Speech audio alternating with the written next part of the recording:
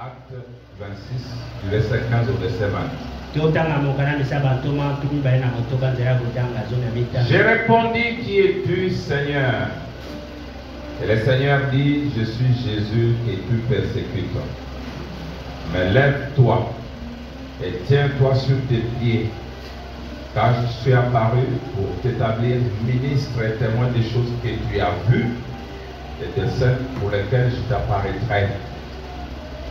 Je t'ai choisi du milieu de ce peuple et du milieu de païens vers qui je t'envoie, afin que tu leur ouvres les yeux, pour qu'ils passent des ténèbres à la lumière et de la puissance de Satan à Dieu, pour qu'ils reçoivent par la foi en moi le pardon des péchés et l'héritage avec les sanctifiés. En conséquence, roi Agrippa, je n'ai point résisté à la vision céleste, à ceux de Damas d'abord, puis à Jérusalem, dans toute la Judée et chez les païens. J'ai prêché la repentance et la conversion à Dieu avec la pratique d'œuvres dignes de la repentance. Que le Seigneur vous bénisse la lecture de sa parole. Vous pouvez vous asseoir. Nous allons tourner ce soir autour des absolus ou l'ordre des absolus.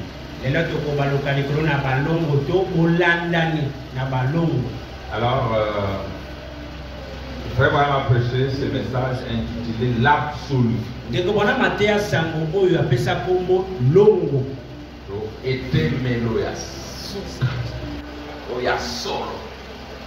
Parce que l'ongo, c'est ce qu'il y a au bateau. C'est aussi l'absolu du bateau.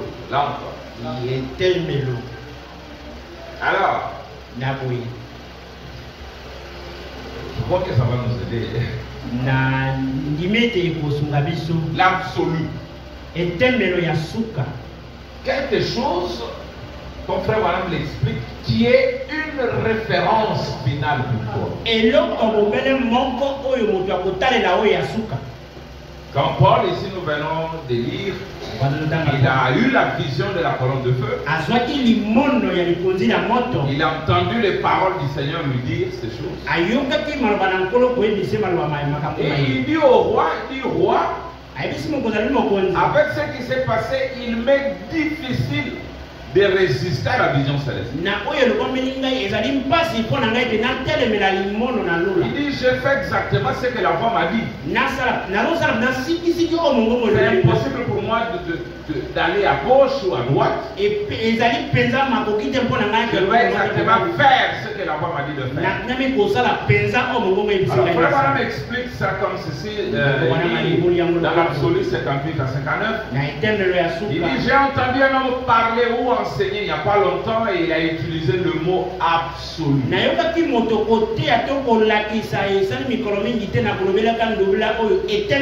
Et j'ai pensé, c'est un très bon mot. Je l'ai entendu utiliser si souvent, absolu. J'ai consulté les dictionnaires. D'après Webster, cela signifie parfait en soi.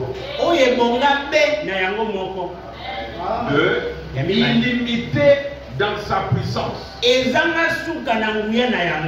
Principalement un point de référence final. Et ce point de référence final, c'est un amen. Les alacés pour changer. C'est tout. Un absolu. C'est illimité en puissance. Le mot absolu. C'est parfait en soi. Tout est là. Cela règle la question.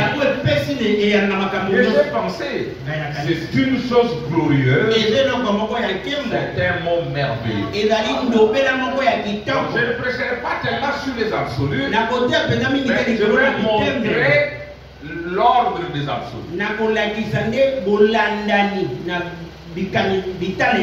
Vous savez, on entend parfois certains croyants, certains pasteurs dire non, mon absolu c'est la Bible. Comment l'absolu peut être la Bible peut être ton absolu?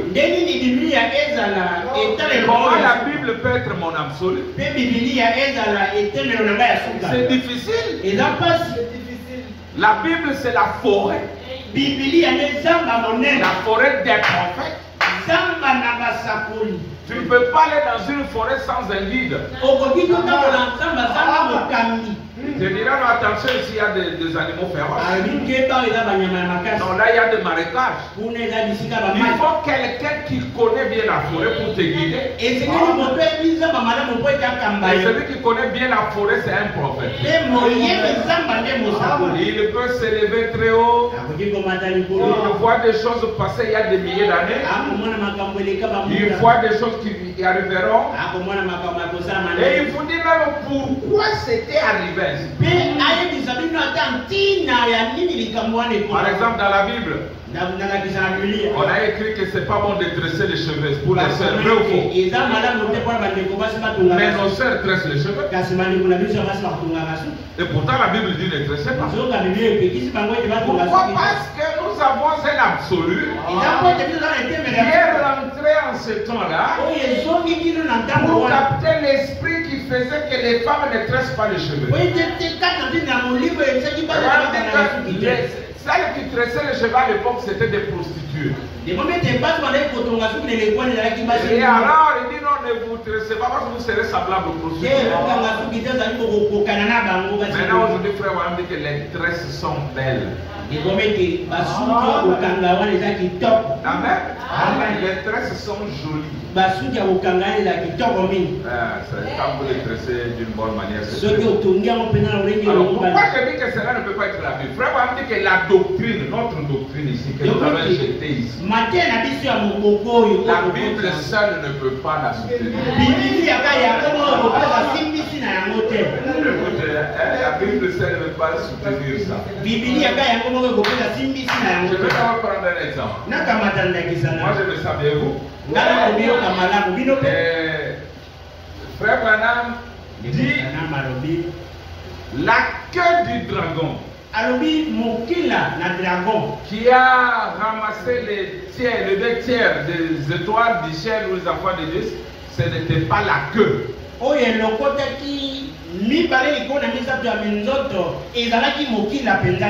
Mais c'est un mensonge qu'il a raconté. Une fable.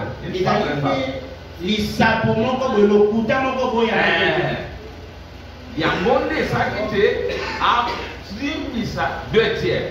Maintenant, je crois que c'est le docteur Levi qui l'a dit. Frère Branham, où est-ce que tu as eu ça? Montre-moi ça dans le Branham, je ne connais pas où ça se trouve. C'est l'ange qui me l'a dit. Alors maintenant regardez, or lui en tant que théologien, savait où pouvait se trouver l'écriture. Et depuis ce jour-là, il a encore cru dans Frère Branham que ce que l'ange lui dit, c'est vraiment la parole. Vous comprenez? Alors il dit ici, dans la lettre audio à Levi, voilà, paragraphe 1 ici, il dit ici nous étudions cet après-midi la bande ou plutôt ce manuscrit que vous avez donné, que vous nous avez donné. Donc, frère Levi a écrit le livre à manuscrit, il a envoyé frère Branham, il dit frère Branham corriger, regardez si c'est bon. Et frère Branham a commencé à faire des annotations. Il dit ceci. Vous remarquerez à la page. C'est quelle page? À la page 6. Le numéro 1. Il figure. Et à travers tout ceci, nous allons, ce que nous trouvons qui peut être inséré.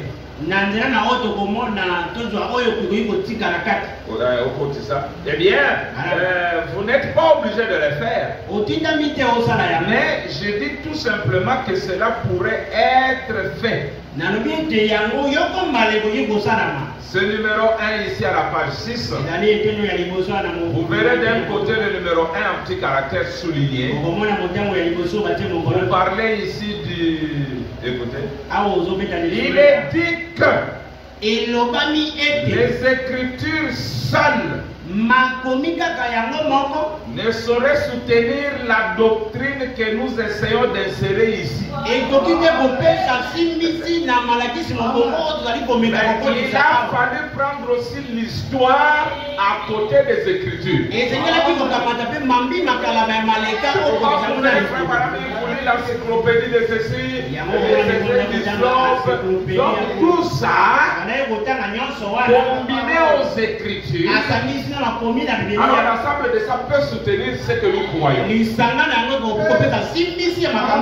Alors maintenant quand vous restez avec les Écritures seules, vous n'arriverez jamais à comprendre les 7 âges de l'Église. Vous allez rester juste avec la prophétie de Jean. Mais vous ne saurez pas comment les choses se sont réellement passées. Donc avec ça vous ne comprendrez jamais le 3e Testament. Parce que vous devez avoir l'histoire du pré-nicéenne, post-nicéenne, etc.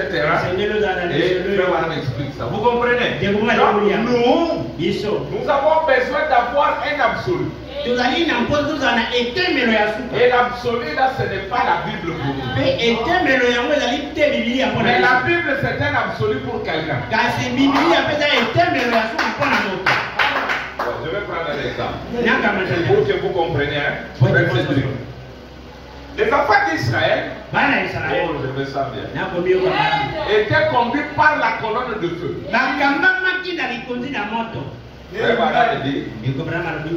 Je ne sais pas si tout Israël l'a voyé. Moïse l'a voyé. Frère Madame dit, la colonne de feu a été envoyée à Moïse. Et Moïse a été envoyé aux enfants d'Israël. Donc les enfants d'Israël, leur problème c'était Moïse. Pas la colonne de feu. Il ne parlait jamais la colonne de feu. Et il disait toujours, Moïse, où est l'eau? Nous avons soif. Donne l'eau. C'est toi qui nous as fait sortir, donne l'eau. Maintenant Moïse allait. Dieu, colonne de feu. Où est l'eau pour les mains? Et la colonne de feu disait à Moïse quoi dire ou quoi faire. Alléluia. L'absolu de Moïse, c'était la colonne de feu. Et l'absolu des enfants d'Israël, c'était Moïse. Quand la fin est arrivée, Moïse, nous avons faim. Où est la nourriture? Pourquoi il n'allait jamais demander Dieu? Et maintenant Moïse allait chez Dieu. Donne la nourriture. Et Dieu fait tomber la main. C'était comme ça même pour la viande. Moïse, nous sommes dégoûtés de cette main. Où est la viande? Et Moïse allait dire où est la viande? C'est ça l'ordre. Un absolu pour l'autre, l'autre aussi absolu pour l'autre. Ne sorte pas les étapes. Regardez. Alors Moïse était comme Dieu pour Israël. Il était Dieu pour Israël. Regardez. Quand est-ce que l'idolâtrie est entrée? Quand est-ce qu'ils ont adoré les faux d'or? C'est quand Moïse est parti. Il a fait 40 jours là-bas. Le peuple a dit, nous on ne connaît pas la colonne de feu. Nous on connaît un Dieu qui marche. C'est Moïse. Maintenant c'est Moïse.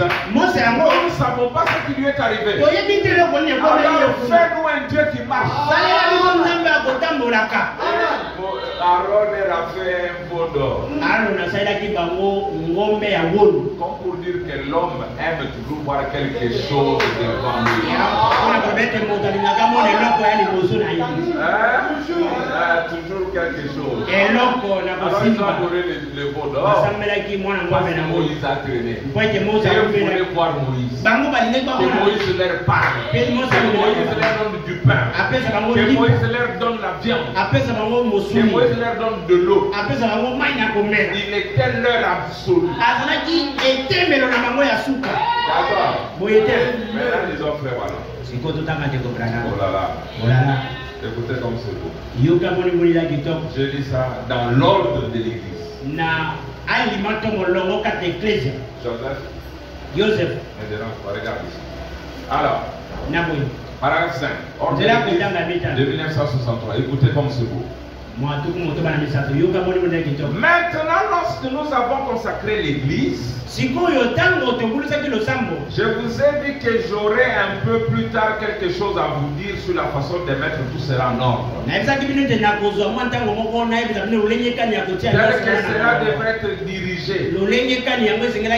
Et vous avez commencé, après mon départ, nous avons eu parmi nous différents prédicateurs. Ainsi de suite. Et puis frère Neville, encore tout jeune chez nous, est aussi venu. Et je pensais qu'il serait préférable d'attendre que frère Neville soit affermi dans la foi avant de présenter ce que je suis sur le point de dire.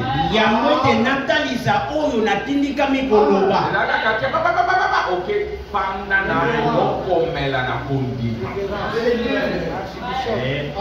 alors, mais maintenant voilà combien il fait de progrès dans la foi. Comprend en quoi consiste la doctrine et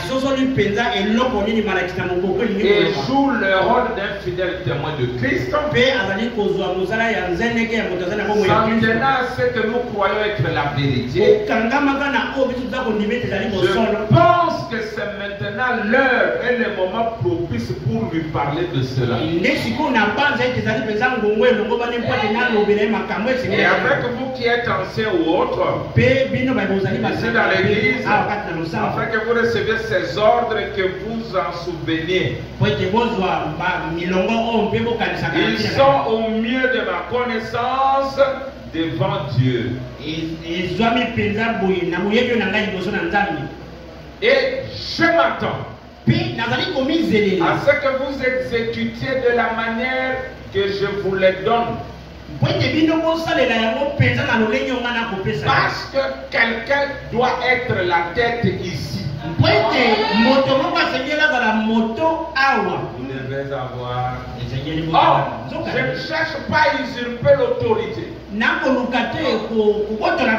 Ou quelque chose comme ça. Mais vous voyez, si un homme ou quoi que ce soit possède deux têtes, un croyant, il a des pasteurs qui consultent, il a aussi un diable qui consulte. Là, on a deux têtes. Vraiment. Il dit, mais vous voyez, si un homme ou quoi que ce soit possède deux têtes, il ne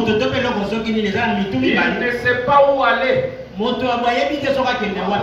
Dieu n'a jamais eu deux têtes à son église. Jamais. Il a une seule tête. Il a toujours traité dans chaque génération. Et comme nous l'avons étudié dans les Écritures, c'est toujours avec un seul individu qu'il traite.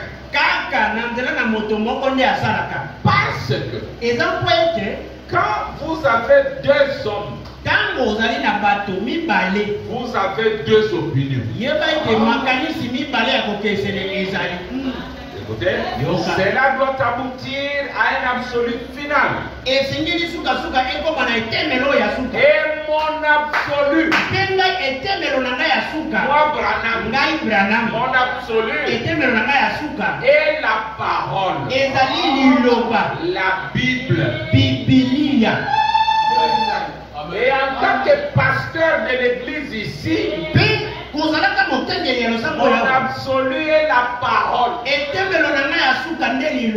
Et je sais que vous, les frères, vous me considérez un peu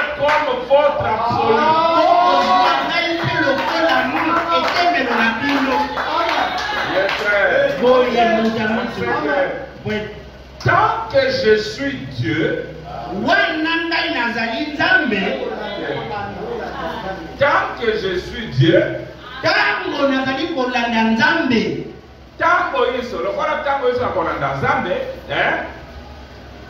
comme Paul le disait dans l'Écriture, suivez-moi comme je suis Christ.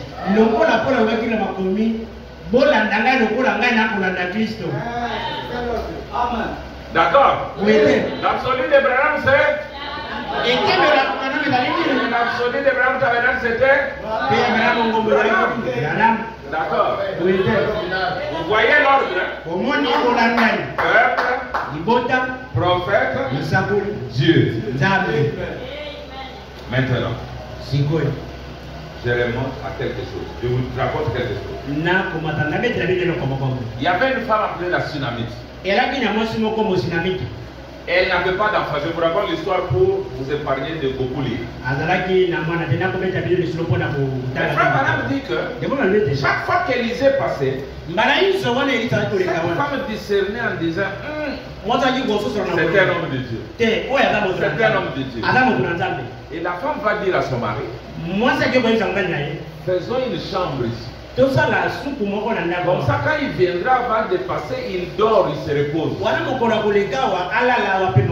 C'était un très bon geste. Le mari était d'accord. Nous aimons les femmes qui donnent de belles idées à leur mari.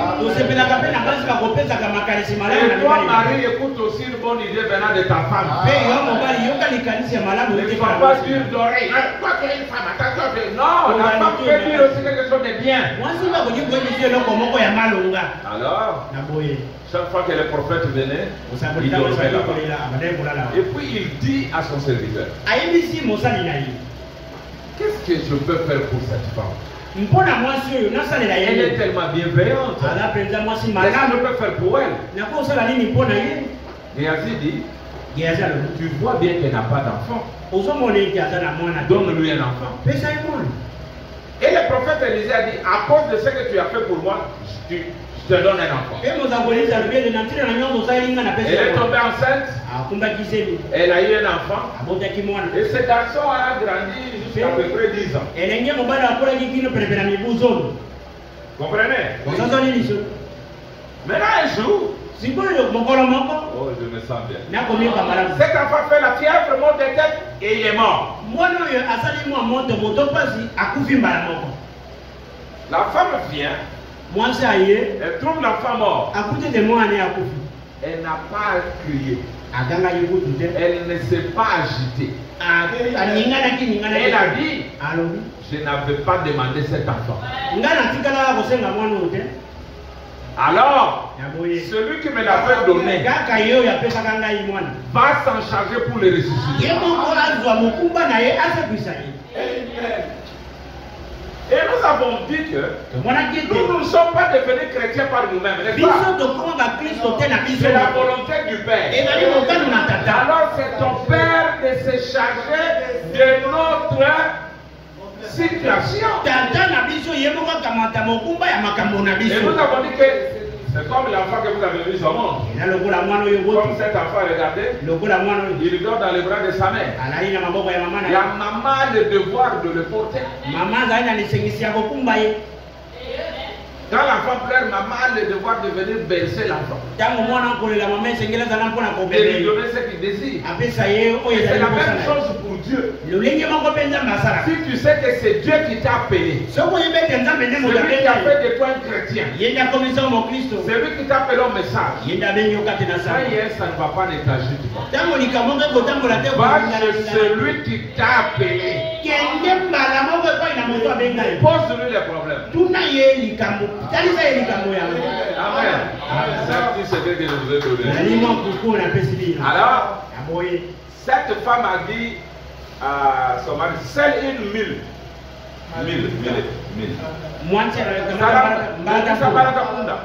Elle est montée. Elle s'en allait où? Pas chez Dieu. Elle est allée chez les prophètes. Les prophètes la fille de loin. Il dit non, cette femme doit être dans l'affliction. Ah, moi je vais Géasi va. Prends ce bâton ici. Le bâton va faire l'affaire. Quand il avait dit, comment ça va? Ça va très bien. Avec un cadavre à la maison.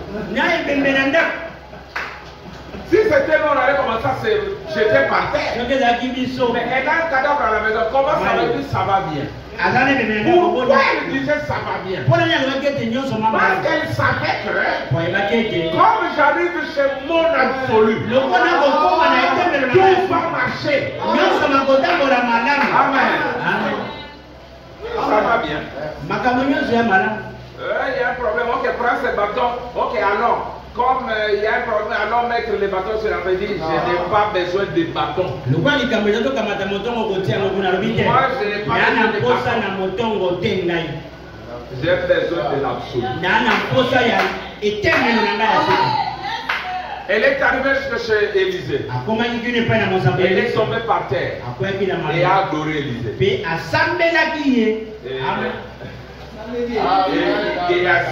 Géasi l'a relevé parce que ce n'était pas bon. Elle a adoré comme on adore Dieu.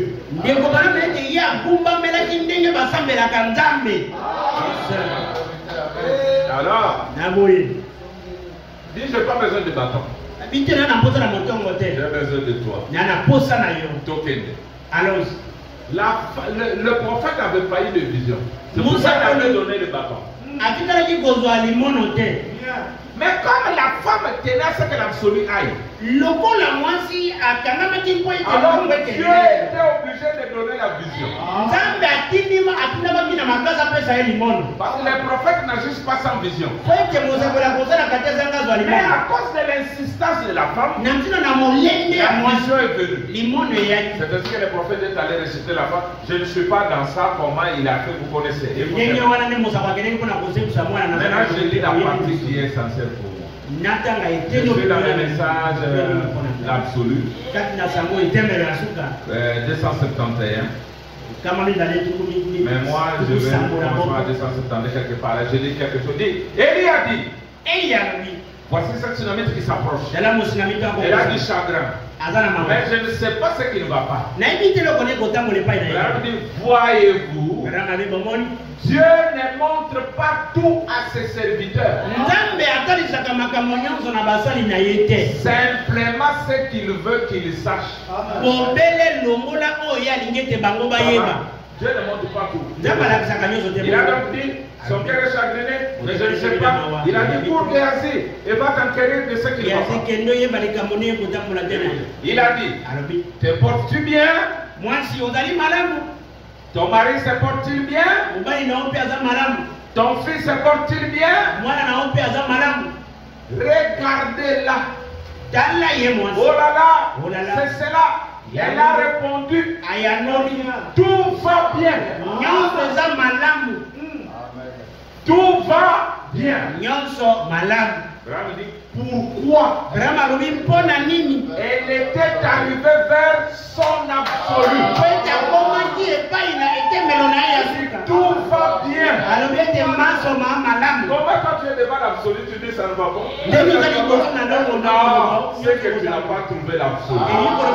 Celui qui a trouvé l'absolu, tu iras toujours. Tout va bien. Tout va bien.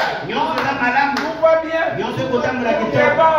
Il n'y a rien qui va de travers. Tout va bien. Je me sens bien. Parfois je l'ai donné à moi, mais je me sens bien.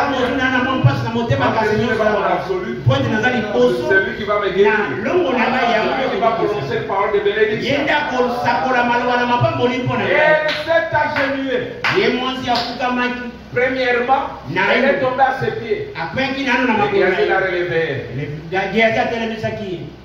C'était pas juste devant son maître, il l'a relevé. Et elle a commencé à lui raconter.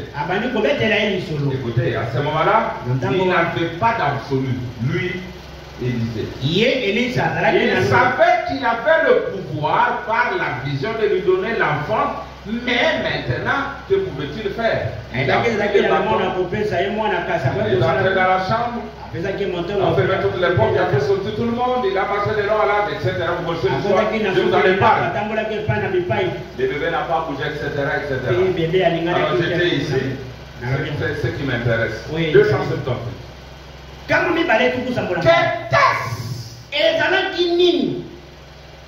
L'absolu de la femme, c'était un prophète. Et l'absolu du prophète, c'était Dieu. Amen. Comment toi tu sortes le prophète, tu es déjà à Dieu. Dieu est arrivé comment? Israël, comment tu as sauté Moïse? Et tu es arrivé à Dieu. Et ensemble avec la parole, il dit je suis la résurrection et la vie. La puissance de Dieu, le Créateur, ramenant le bébé à la vie. Dans cette tâche, Dieu nous a donné un absolu. Regardez la précédente. Que l'absolu soit dans le vrai ou dans le faux. Nous croyons ça. Regardez. Dans le match de football, il y a aussi un absolu. C'est qui? C'est l'arbitre. Peut-être que ce n'est pas une pénalité comme on a dit dernièrement que c'est un faux pénalité qu'on a donné à la RDC. Vous savez, on a dit c'est un faux pénalité. Mais tant que l'arbitre a dit l'arbitre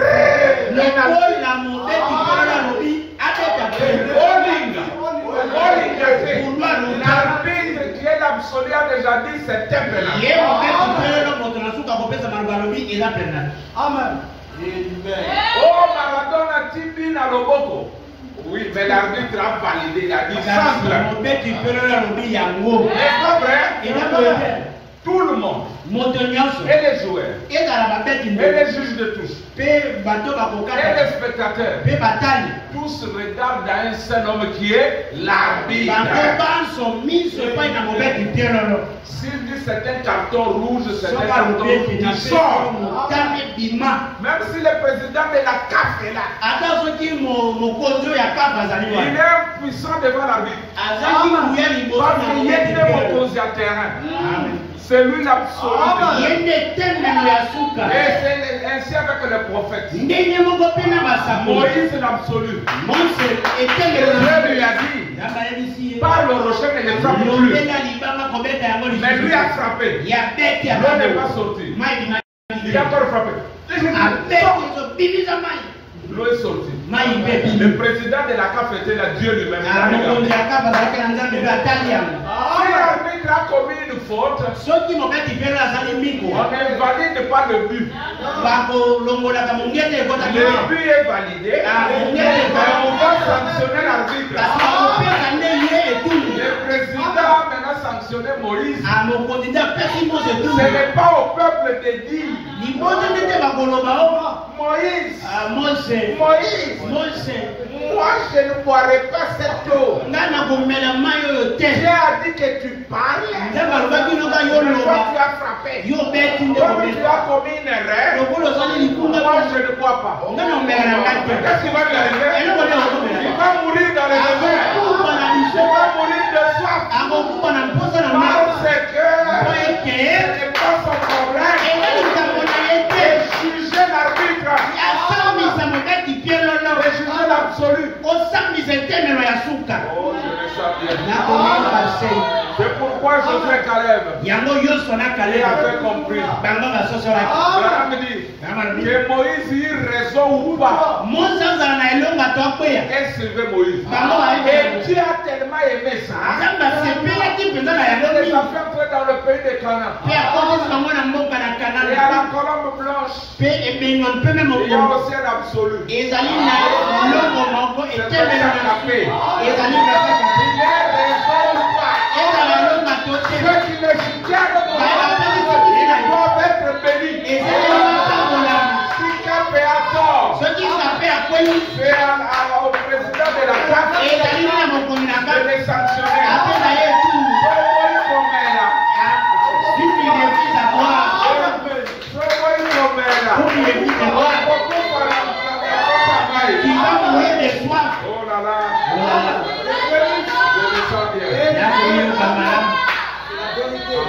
C'est la vérité. Vous ne croyez pas ça? Je suis l'absolu ici. S'il veut prêcher la doctrine des témoins de Jéhovah, ça les regarde. Quand j'ai prêché, tu veux t'accomplir. Qui m'a dit prêche ça ou ne prêche pas? Tu peux me juger. Vraiment, au-dessus de moi, il n'y a que le Saint-Esprit. Le président de la CAF. Mais c'est les terrains, c'est moi. Ça, c'est l'aboutissement de toutes les écritures. Qui va me juger? Tu n'es pas d'accord de boire mon eau, reste là-bas. C'est là où tu vas t'abreuver. Si tu n'es pas d'accord avec un pasteur, quitte-le. Tu n'es pas obligé de boire mon eau, même si je frappe. Il y a quelqu'un qui va me sanctionner.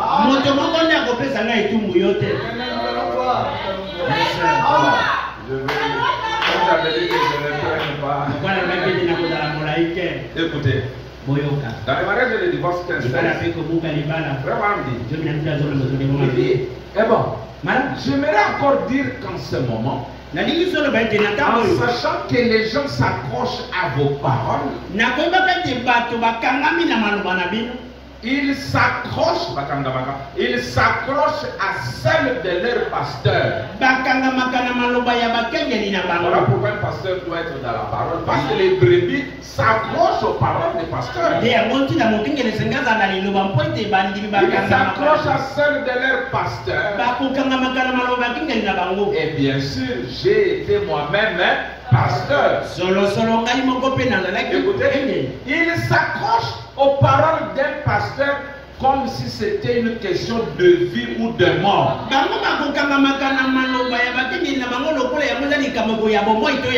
Aujourd'hui, j'ai fait écouter au pasteur David un audio là de quelqu'un qui me croit. Je vais faire ceci. On t'a dit ça. Je vais seulement entendre un mot de ta part. Pour que je fasse ça. Quand je lui dis que c'est ma part de la part, Amen, amen, amen, amen, amen. Il dit, j'ai la couverture. Je peux dire aux gens que j'ai eu le mot d'ordre de Verset 4. C'est la vérité. Voilà pourquoi il faut être sérieux pour dire aux enfants de Dieu la vérité. Ils vont s'accrocher à ça comme une question de vie ou de mort. Ils s'accrochent aux paroles de leurs prêtres. De vie ou de mort. Et bien sûr, le pasteur peut-être qu'il fait tout ce qu'il peut, il enseigne ses fidèles, exactement comme lui a été enseigné au séminaire, sans doute que c'est pas, etc. Vous pouvez continuer. Amen. Amen. Regardez. Le peuple ne pouvait pas répondre pour Moïse. Même Moïse devait répondre pour le peuple. L'église ne répond pas pour le pasteur. Mais le pasteur répond pour l'église. Dans un foyer, je vais vous lire. Dans un foyer, l'homme répond pour sa femme. Ce n'est pas la femme qui répond pour l'homme. Et le pasteur, vraiment dit que le pasteur est le mari de l'église, spirituellement parlant. Et c'est lui qui répond. Je prends d'abord le fil d'un homme qui réfléchit paragraphe 20, 22, jusqu'à rapidement. Il dit ceci. Maintenant, souvenez-vous, si on enregistre ceci, je ne sais pas, je ne vois personne. Si je vois quelqu'un, je vois frère Thierry dans le local d'enregistrement. Alors, si on enregistre ceci, je dis à tout ministre, n'importe où, n'importe quand, Ceci n'est pas adressé dans le but de manquer d'égard envers vos enseignements. Ceci n'est même pas adressé à vos brebis. Ce message, comme tous les autres messages que j'apporte, s'adresse à mon assemblée. Il n'est pas destiné à votre assemblée. À moins qu'il veuille le recevoir. Mais il s'adresse à ces gens ici. Écoutez, les gens achètent ce monde. Les gens partout dans le monde les achètent et les passent. Il arrive souvent qu'ils m'écrivent. Et s'ils sont membres d'une église, je leur réponds comme ceci. Voyez votre pasteur.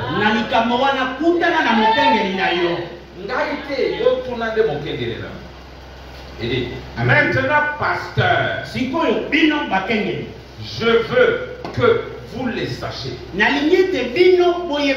C'est uniquement à mon assemblée que je dis ces choses. C'est uniquement à mon assemblée que je dis ces choses.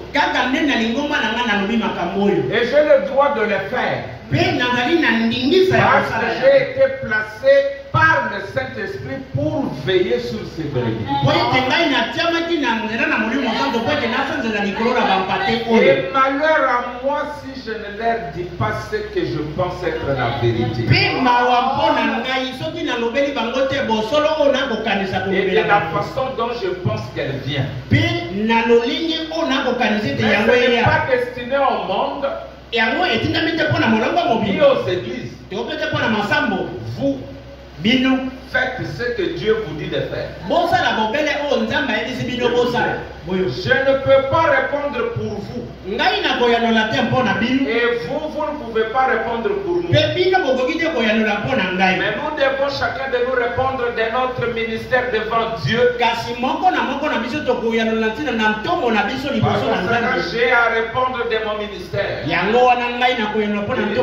j'ai à répondre de mon ministère, je dois prêcher cela tel que je le vois. Et tel que cela m'a été révélé.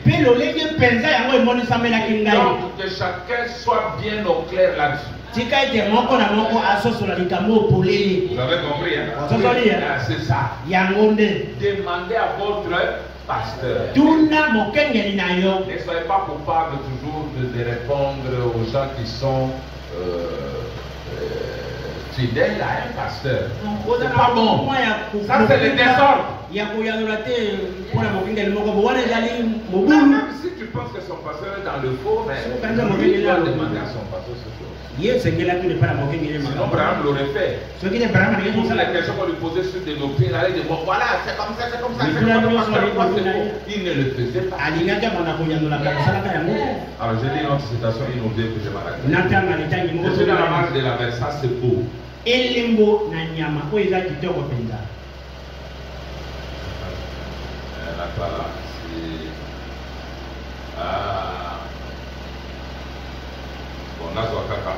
Une partie de ça.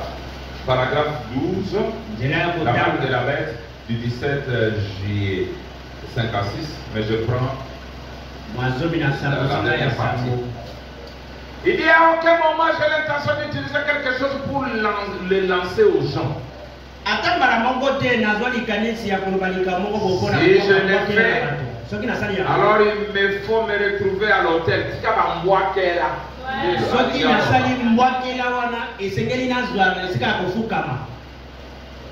Mais c'est pour apporter la vérité de l'évangile, pour connaître cela. Car si vous manquez de dire la vérité, Dieu demandera des comptes au pasteur.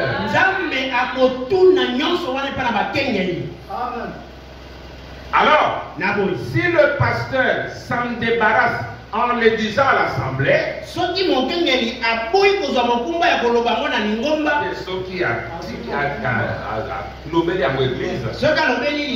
alors l'assemblée répondra pour elle-même.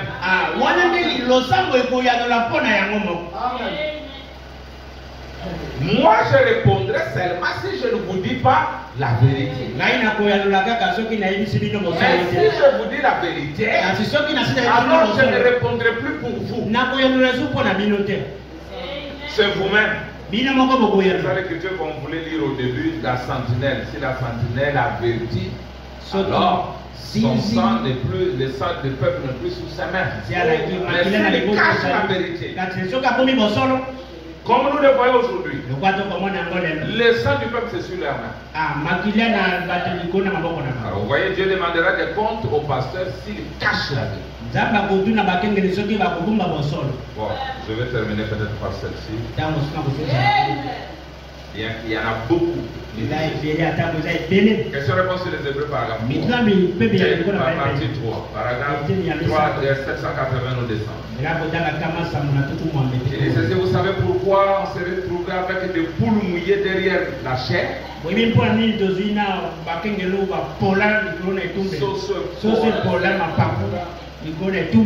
tout à fait vrai.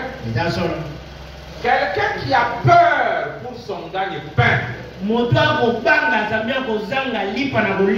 peur qu'on l'excommunie, qu'on les chasse de l'église, ils n'ont pas eu le temps de prendre position, de s'en tenir à la parole de Dieu, qu'elle blesse ou pas. C'est tout à fait vrai. Écoutez bien, l'homme est le chef. N'allez pas croire que c'est vous qui dirigez la maison. Ce n'est pas vous le chef de la maison. Vous êtes absolument, écoutez, vous n'êtes pas une esclave. Mais par contre, vous êtes une aide. Et Adam, l'homme domine sur sa femme. Et il est seul responsable de sa femme. Écoutez maintenant. Dieu demande des comptes à l'homme. Il doit répondre de sa femme. Ce que moi c'est à baby poyo otiki est négligent. Oyebi vérité yangoyo. Otiki ya keneke na masambo ebomaka. Zamba kotuna. Et qu'on a souillé. Ozotika ya tamabe. Comment on a dit? Elle s'habille mal, toi tu es là pour mouiller. Elle va dans des endroits qu'il ne faut pas fréquenter, tu es là pour mouiller. Si elle va en enfer, Dieu va te demander à toi l'homme les comptes. Et si moi je vous laisse, vous ma femme spirituelle,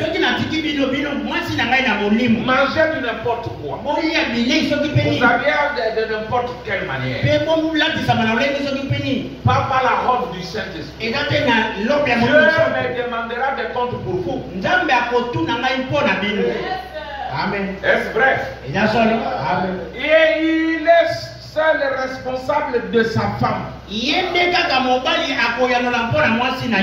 doit répondre de sa femme.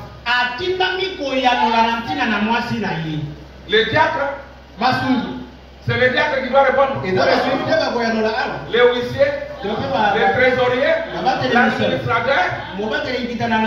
C'est comment c'est qui a mon déroulé? C'est le pasteur qui répond pour l'assemblée.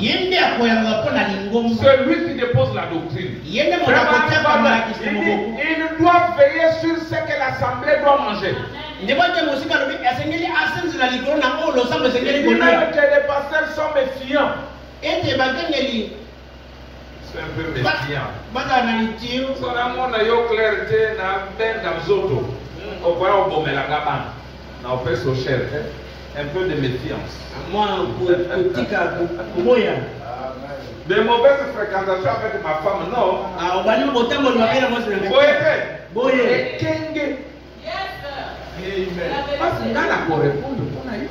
Parce que je vais répondre pour toi. Bon, là où il a dit que le mari, le pasteur est le mari de la femme spirituellement, c'est ici. Comment peut-je mettre paragraphe 83? Il dit votre pasteur et votre mari, spirituellement parlant. Or, c'est l'homme qui répond pour la femme et non la femme pour l'homme. Et les parents, le mari dans une maison, il est absolu. Vrai ou faux? Papa n'a pas de. Vous voyez, votre papa n'aime pas ça. Il n'aime pas trop les scènes. C'est celui de point de référence final. Il va préparer selon les mots. Dans la divinité expliquée. Paragraphe 23, je descends. Et d'habitude, quand quelque chose d'inhabituel se déclare, c'est mis en question. Je pense que c'est tout à fait juste. Ça doit être mis en question. Et je pense que parfois, les pasteurs se méfient des choses qu'ils entendent.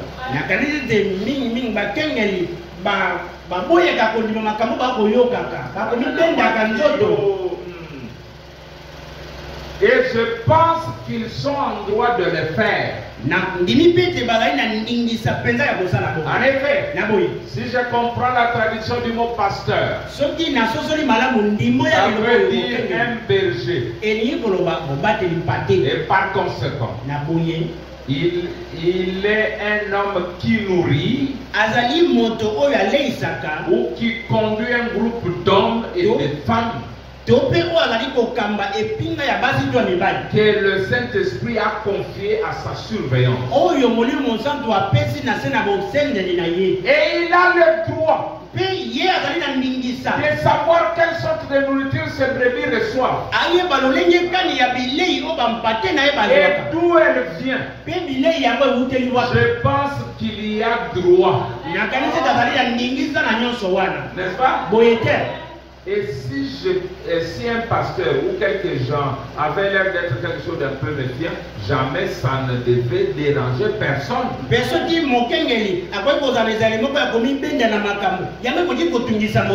devrait seulement créer du respect dans le cœur d'un homme pour un homme qui tient cette position. Il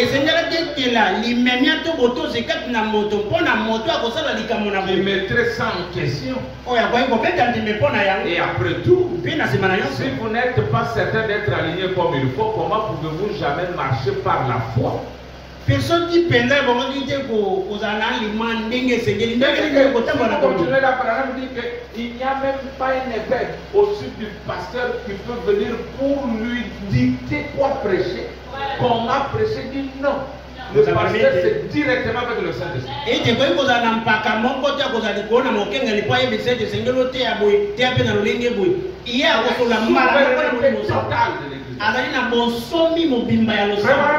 le pasteur est l'autorité full. Il fait ce que bon lui semble selon la conduite du Saint-Esprit. Voilà pourquoi quand William Branham a prêché la sémence du serpent, son assemblée n'était pas d'accord.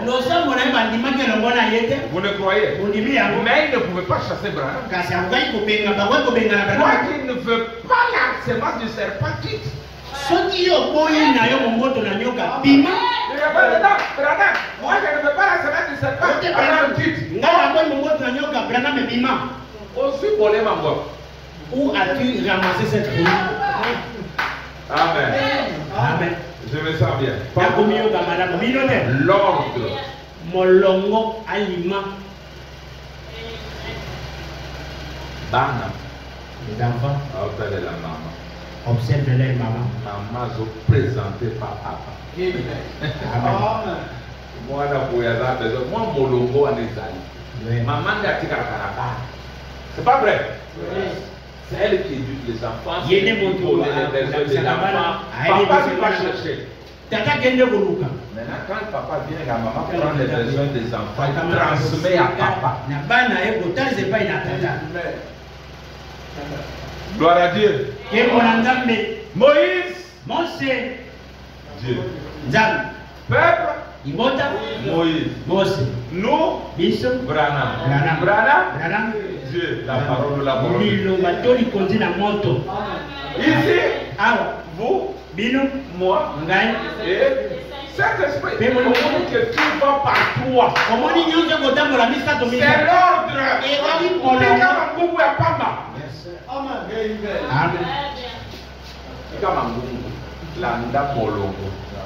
Il faut suivre.